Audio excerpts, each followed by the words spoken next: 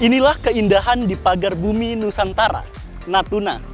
Kepulauan kecil Indonesia yang berada di ujung utara di Selat Karimata, yang berbatasan langsung dengan beberapa negara di Asia Tenggara.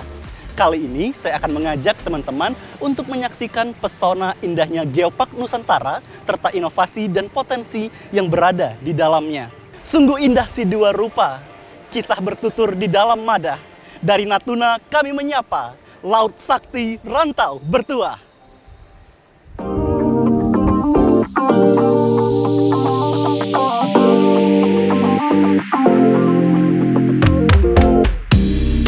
Taman Bumi Negeri Bahari. Inilah pulau kecil di pagar bumi Nusantara. Dia adalah Natuna, wilayah kepulauan Indonesia paling utara di Selat Karimata, yang berbatasan langsung dengan beberapa negara di Asia Tenggara. Natuna secara geografis, wilayahnya berbatasan dengan Vietnam dan Kamboja pada sebelah utara, Kabupaten Bintan pada sebelah selatan, Semenanjung Malaysia dan Kabupaten Bintan pada sebelah barat, Malaysia Timur dan Kalimantan Barat pada sebelah timur.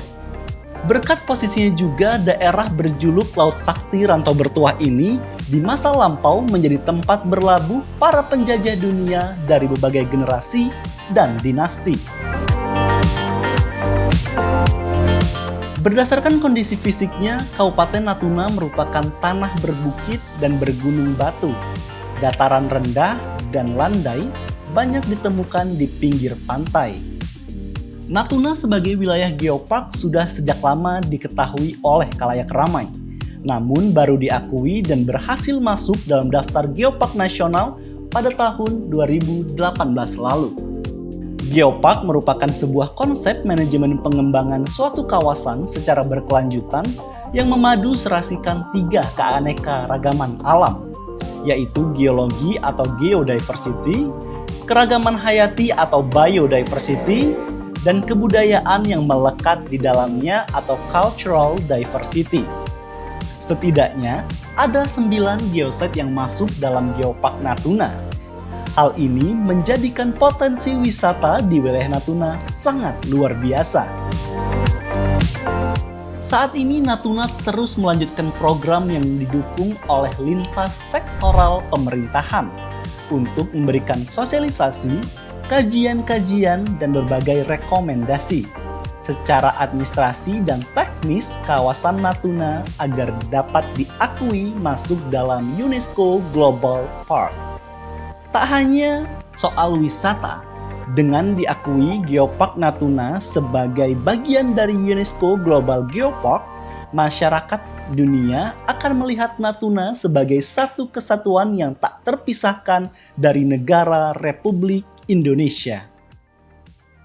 Selamat siang teman-teman, sekarang kita berada di Pusat Informasi Geologi Kabupaten Natuna dan sekarang saya bersama Bapak Dinas Pariwisata Kabupaten Natuna, Bapak Hardinansyah. Selamat siang Pak. Siang. Apa kabar Pak? Alhamdulillah. Baik Pak, hari ini kita ingin membahas tentang Geopark Natuna Pak. Jadi Natuna ditunjuk sebagai salah satu geopark nasional. Yeah. Nah, terkait tentang Natuna ditunjuk sebagai geopark nasional, apa sebenarnya yang ditawarkan Pak dari Natuna untuk wisatawan sebagai wilayah geopark nasional?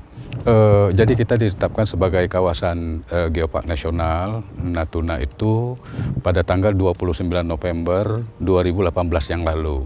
Mengapa kita ditetapkan sebagai kawasan geopark nasional kan itu? Kita ditetapkan sebagai kawasan geopark nasional karena kita memiliki 3 hal. 3 hal. Yang pertama karena kita memiliki geodiversity. Jadi keanekaragaman bebatuan yang kita miliki. Mungkin kita bisa lihat yang usianya menurut ahli geologi itu 144 sampai 188 juta tahun yang lalu. Yang berasal dari kerak samudra, kerak benua, dan sungai purba. Kemudian yang kedua karena kita memiliki biodiversity, jadi keanekaragaman hayati. Contoh kekah. Kekah, salah jadi satu kekah hewan itu dilindungi. satu-satunya hewan endemik Natuna yang ada di Natuna di seluruh dunia. Jadi seluruh dunia cuma hanya ada di Natuna. hanya ada di Luar Natuna. biasa. Kemudian kita juga punya katak kodok kecil itu di Serasan dan lain sebagainya lah. Kemudian yang ketiga karena kita memiliki culture diversity. Jadi keanekaragaman budaya macam mendu, gasing, kemudian ayam sudur dan lain sebagainya lah. Jadi kaya sekali. Kemudian tujuannya 3 hal juga. Yang pertama untuk konservasi, jadi untuk perlindungan tanpa merusak alam, untuk kita wariskan sampai ke anak cucu kita. Yang kedua tujuannya adalah untuk edukasi. Jadi untuk pendidikan, untuk penelitian gitu. Yang ketiga untuk ekonomi berkelanjutan. Tanpa merusak alam itu kita bisa menjual untuk mendatangkan wisatawan ke Kabupaten Natuna, yang ekonomi masyarakatnya akan terangkat. Luar biasa. Nah Pak, kan Natuna juga ditunjuk sebagai akan ditunjuk sebagai geopark global Pak oleh UNESCO. Nah, bagaimana sih Pak proses pengajuannya? Apakah sudah rampung atau memang masih tahap pengajuan? Jadi ya, Natuna sudah 2 tahun berturut-turut, jadi 2020, 2021, jadi kita didorong menuju UNESCO Global Geopark. Jadi sebetulnya ada beberapa syarat. Kemudian kita melihat dari Geopark Toba, kemudian Belitung. Jadi sebetulnya mereka perlu waktu yang cukup lama menuju untuk persiapannya. Jadi Natuna kita mungkin tahun ini, jadi dia setiap bulan Juli itu kita mengajukan letter of intent. Jadi keinginan ke KNGI, Komite Nasional Geopark Indonesia. Jadi kita sekarang dalam proses, dalam persiapan lah. Nah, hal yang paling rumit bagi kita itu adalah untuk pengelola. Nah, komunitas pengelolanya ini, karena ini menyangkut SDM. Sumber daya manusia lokalnya. Sumber daya lokal. Iya. Kalau dipresentasikan dalam bentuk AK, kira-kira persiapannya sudah berapa persen ya Pak? Ya, saya pikir inilah 60-70%. 67%. Jadi memang ada kemungkinan akan terwujud ya Pak? Dan harus diwujudkan? Harus diwujudkan. Harus diwujudkan. Ya. Kalau harapan dari Pak Hardiansyah sebagai seorang yang sangat fokus nih dari Dinas Pariwisata sendiri, harapannya apa Pak? Kita berharap itu ya kepedulian dari pemerintah pusat untuk membangun infrastruktur di Kabupaten Natuna. Apalagi Natuna ini daerah perbatasan. Perbatasan dari 154 pulau yang kita miliki, kita punya 7 pulau terdepan NKRI. 7 pulau terdepan NKRI. Jadi harusnya ini menjadi wajah Indonesia. Iya, Pak. ini jadi beranda depan NKRI, bukan belakang rumah lah gitu.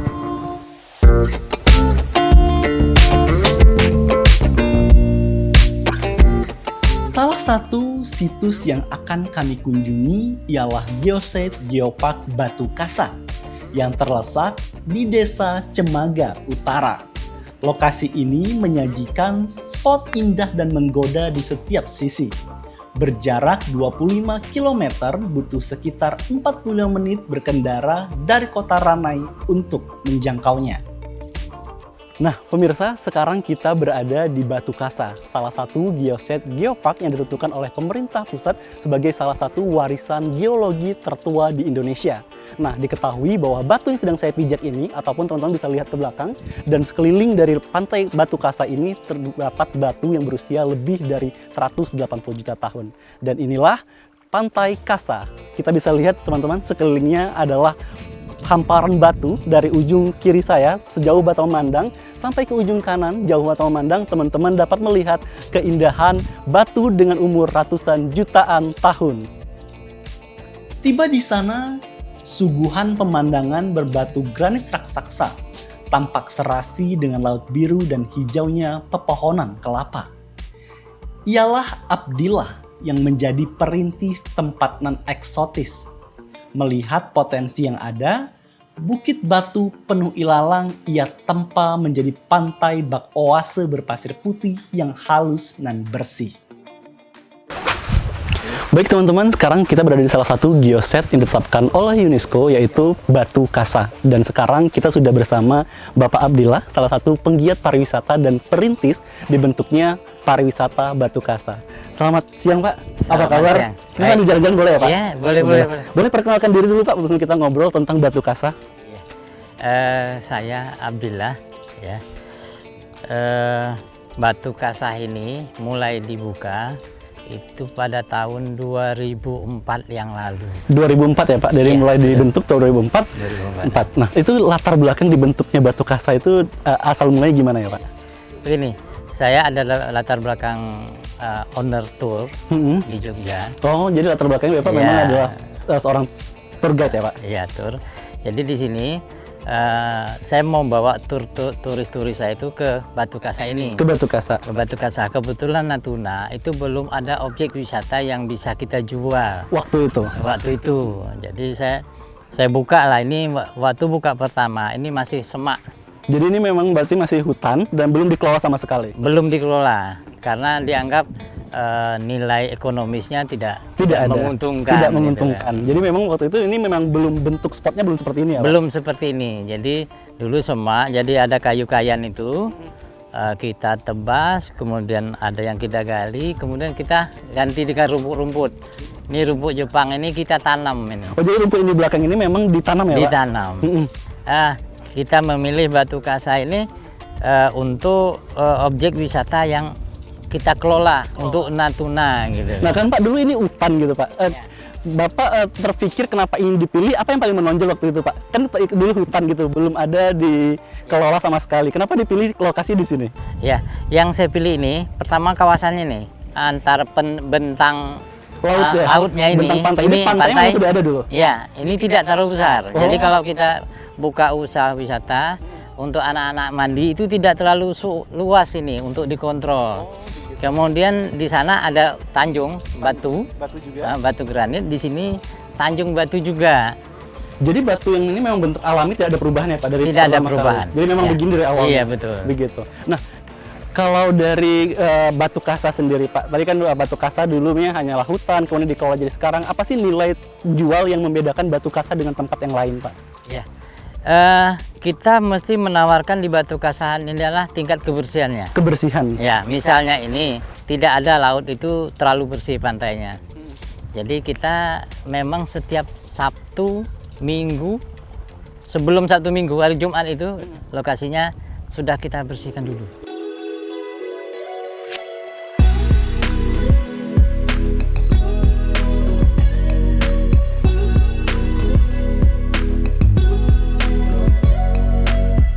Natuna menawarkan puluhan titik wisata yang tersebar di seluruh pulaunya. Sebagai wilayah terluar Indonesia, ia perlu sentuhan dukungan infrastruktur serta fasilitas hunian yang mampu menjaga kelestarian alamnya.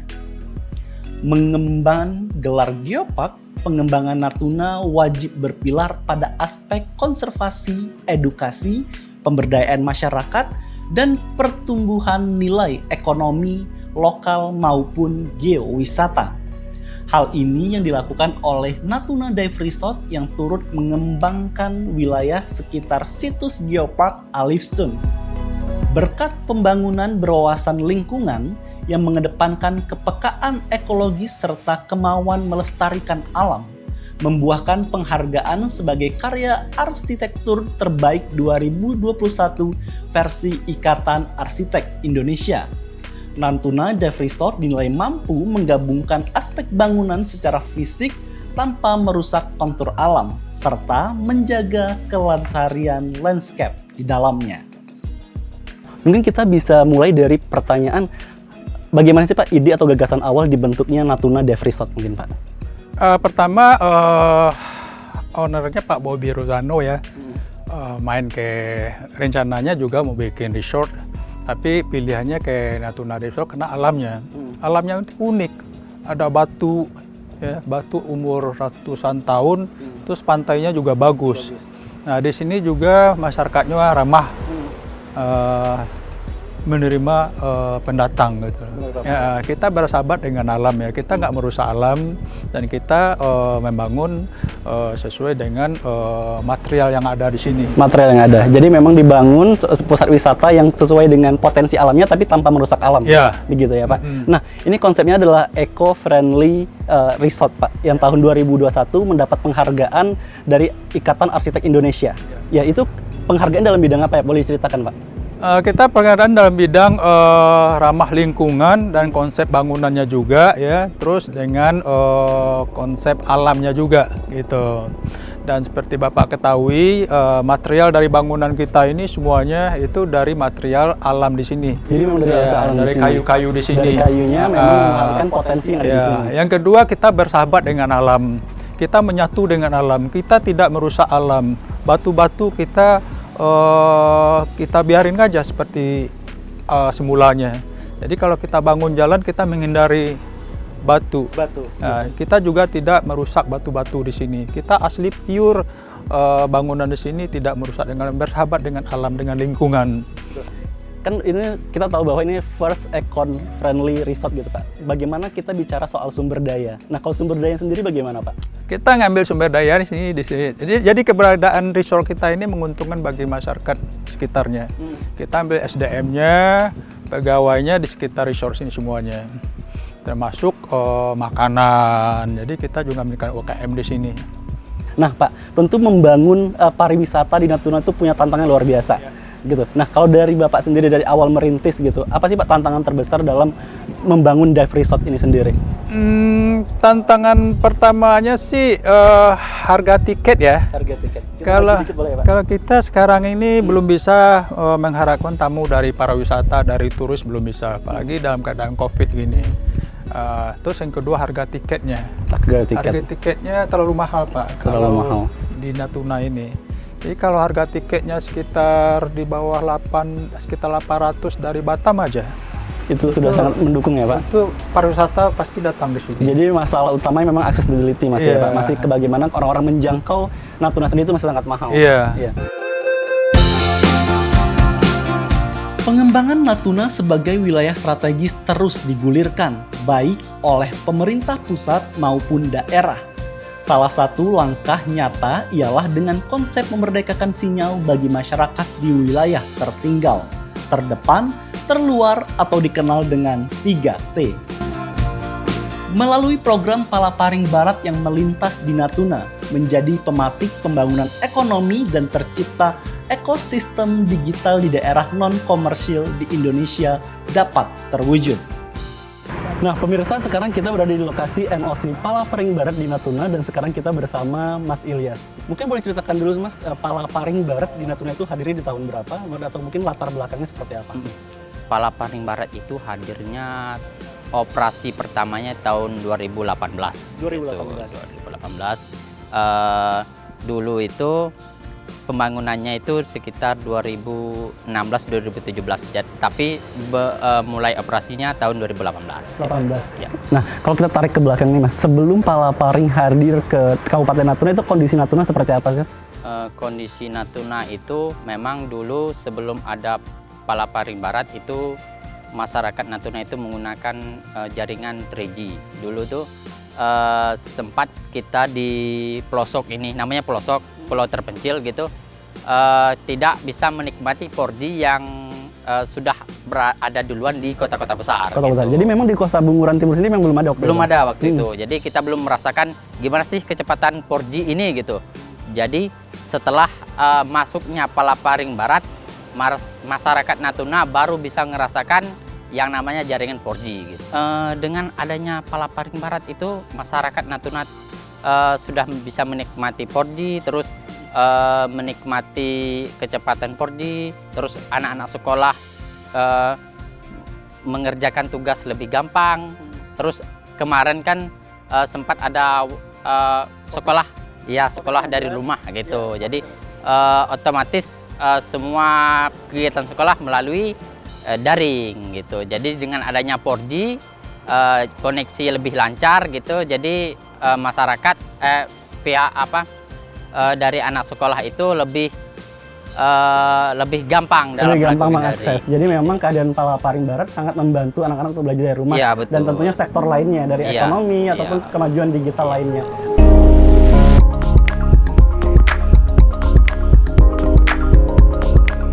Dengan kemajuan teknologi komunikasi di Natuna, rupanya mampu mematik inovasi usaha rintisan bernama Natuna Mart. Hadirnya aplikasi delivery order Gojek dan Grab di kota-kota besar menginspirasi putra asli daerah Natuna. untuk turut serta membuat aplikasi serupa yang menyasar pada perekonomian dan potensi lokal Natuna. Pak, mungkin kita boleh cerita dulu latar belakang didirikan Natuna Mart itu seperti apa ya, Pak? Oke, Mas Fadli. Jadi Natuna Mart ini seperti ide kreatif yang ketemu momentumnya. Jadi persisnya awal-awal pandemi itu tahun-tahun 2000 ya. Jadi kebiasaan orang semua berubah, termasuk Natuna tentu saja, termasuk kebiasaan bertransaksi. Jadi misalnya dalam hal berbelanja makanan, berbelanja alat kebutuhan masyarakat, rumah tangga. Jadi orang yang membeli malas keluar atau segan keluar, orang yang berjualan juga takut nganter. Jadi ruang kosongnya antar jemput. Nah, timbullah ide-ide anak muda kita. Momentumnya adalah hadirlah Palaparing ya, untuk memastikan jaringannya bagus, maka ide kreatif tadi ketemulah momentumnya. Nah, kalau dari kita bicara fitur, Pak, kan kemarin itu memang dari awalnya cuma antar jemput barang, kemudian berkembang. Nah, kalau sekarang itu apa saja, Pak, fitur di Natuna Mart itu sendiri? Ya, jadi berawal dari situ, maka mungkin karena kebutuhan, akhirnya karena sungguh-sungguh pekerjaan anak-anak muda kita ya Mas Fadli, timbullah kepercayaan yang sampai hari ini dipakai udah sekian ribu pengguna, maka akhirnya fitur-fiturnya pun kita kembangkan. Sekarang malah sudah kita kembangkan ke fitur-fitur lainnya karena permintaan masyarakat sesuai dengan karakteristik masalah di kampung kita. Misal, jadi daerah kita kepulauan ya Mas Fadli ya. Jadi orang kampung kita ingin berobat ke rumah sakit katakanlah, butuh kepastian apakah dapat dilayani hari itu atau tidak, maka kita hadirkan antrian, misalnya begitu. Lalu untuk membayar PDAM yang sulit, yang harus manual, kita hadirkan pembayaran melalui aplikasi Natuna Mart begitu. Dan seterusnya berkembang seiring dengan permintaan masyarakat atas apa yang menjadi keresahan mereka dalam bertransaksi selama ini. Jadi memang inovasi yang dilakukan itu memang menjawab permasalahan-permasalahan di masyarakat ya, Pak? Intinya itu. Ada masalah, kita tangkap, kita cari solusinya, kita hadirkan dalam berupa fitur. Berupa fitur. Jadi memang Natuna Mart sendiri hadir sebagai solusi apa yang jadi keresahan itu yang kemudian dijadikan sebagai peluang. Niatnya Pak, begitu. Niatnya begitu. Nah, kalau dari tanggapan masyarakat sendiri, Pak, mungkin perbedaannya sebelum ada Natuna Mart sama setelah Natuna Mart, tanggapan atau antusias masyarakat sendiri bagaimana, Pak? Dari beberapa testimoni kita memang agak terharu ya. Jadi dulu tukang ojek lah kita bertestimoni pada kita, dulu Pak kami keliling-keliling ya mencari penumpang gitu, habis minyaknya, hitam tangannya, belum tentu dapat. Sekarang tunggu aja di rumah atau dimanapun dia mau, begitu ada pesanan ambil jalan. Begitupun tentang yang berjualan. Yang dulu berjualan harus menyewa tempat atau bahkan menyewa ruko tepi jalan. Sekarang persaingannya persaingan rasa. Jadi kalau kamu bisa menghadirkan rasa yang nyaman, orang akan beli lagi sekalipun kamu di gang. Kira-kira begitu. Begitu. Jadi memang perkembangan telekomunikasi tidak hanya di ojeknya, tapi UMKM juga sangat terbantu ya, Pak? Betul. Sangat terbantu. Nah, kalau kita kilas balik, Pak, kita mundur ke belakang sebelum ada Palaparing Barat, terus akhirnya masuk Palaparing Barat. Bagi Natuna Mart sendiri, Palaparing Barat sangat berkontribusi besar nggak sih, Pak, dalam pembentukan akhirnya berjalan sampai hari ini Natuna Mart? Bukan saja berkontribusi ya. Bagi kami mungkin Palaparing ini jantung kerja aplikasi ini ya. Dan memang bahkan mungkin ekonomi kreatif itu kalau kami yang menerjemahkan Mas Fadli lebih kepada ekonomi digital ya hari ini. Ekonomi digital. Tentu saja digitalisasi ini akan lepas dari kemampuan internet kita. Inilah Natuna dengan berjuta potensinya. Keelokan ragam budaya, kearifan luhur masyarakatnya berpadu menjadi nilai kehidupan. Di puncak berbatuan granit dari periode zaman Kapur akhir, berusia ratusan jutaan tahun lalu, kami menghabiskan waktu. Ketenangan yang ditawarkan merayu kami untuk berkontemplasi sejenak, seraya meresapi hamparan pemandangan elok, lekuk eksotis semenanjung Senubing.